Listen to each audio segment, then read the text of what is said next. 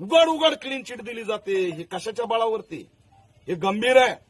काल महिला आयोगाच्या अध्यक्षांनी जी प्रेस घेतली ती दुर्दैवी आहे.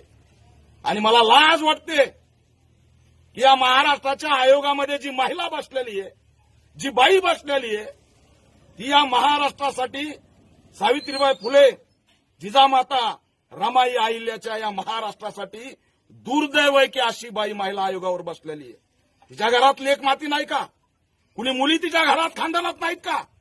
आज आमची लेक जीवन तिच्या चारित्र्यावर बोलताय. लाज का वाटली नाही या आयोगाच्या अध्यक्षाला? मी सन्माननीय अजितदादा पवार यांना मागणी करतोय, तात्काळ आयोगावरून या रुपालीताईची हकालपट्टी करा. आरोपीला वाचवाय निघालात.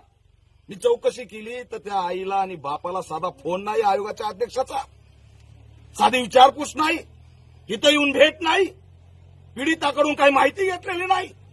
आणि प्रेस घेऊन तुम्ही म्हणता तिचं चारित्र्य खराब होतं.